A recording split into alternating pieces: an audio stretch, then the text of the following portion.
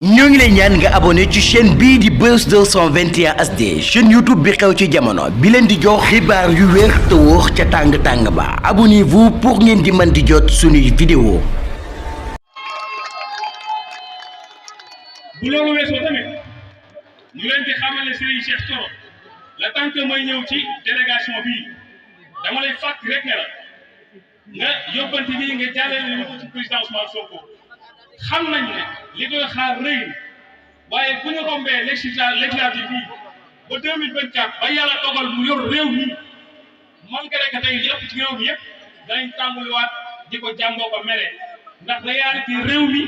ak niñ ko bëggee ak politique réew mi bokk nañ ne noonu lañ continuer doxee ba nëgëni te demul noonu ndax li am solo ci góor yi ngay tàmbali ndax fenn ku nekk depuis boobaak léegi képp koo xam ne dañ koy seet si yàlla dogal nit ñaa ngi koy wëlbatiku di ko jox ay café te yooyu yëpp amu ci kon ñii fi daje ñëpp ay góor lañ yoo xam nañ ne buñ amoon tey jii luñ la jox nga dimbalee président Ousmane Sonko dañ la koy jox waaye dañu ànd ak yow ci ngor ma lay wax rek ne la juttu ci ñaari ndey ak baay yu doon ay góor taxu ko doon as góor mooy koo xam ne day xam li ko war nekk ca li ko warul mu bàyyi ko loolu mooy as góor ñuy ñaan président Ousmane Sonko waxtu wu toogee ci réew mi xam nañ ne mënul Ibra Fall mii ak ñi fi toog ñëpp kenn ku nekk mu lay jox sa dépasse su kër waaye lim ñu dig na fexe ba bu tas suñu yaakaar ndax kat boo xoolee yaakaar ji rëy ci moom ji ëpp ci ñun mooy ki nga xam ne président bi fi gën a jub mbooleem ñeenti président yi fi mas a jaar ku fi mas a wax ayat alquran bu jub amu ci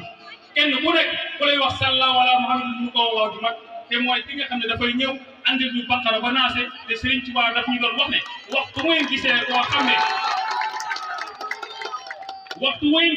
xam ne jim yam ci baatub laa ilaha illallah da cee génn bu leen ko noonoo kon suñu yaakaar rëy na ci Ousmane Sonko li am solo tamit li ñu yaakaar ci moom ci waxtu woo xam ne yàlla dénk na ko réew mi te incha allah yàlla du tas yaakaaram ndax li tax mooy histoire lu mu fàttewul ne islam ba ñu taxaw sax ay jigéen ñoo ko taxawal ak ay ndaw ñu jàppe leen ay dox kon délégation bi may léegi ay jigéen a ci ëpp ndax histoire lu mu fàtte mënul fàtte jigéen kon ku jigéen nekk ay ndaw nekk fa nañu bàyyi xel ci ne yaakaar mën na am ca loolee bu loolu weesoo tamit ma leen di fàttali ne leen rek la ñu soxla ci président Ousmane Sonko comme ni ma ko waxee léegi mënul wax ku nekk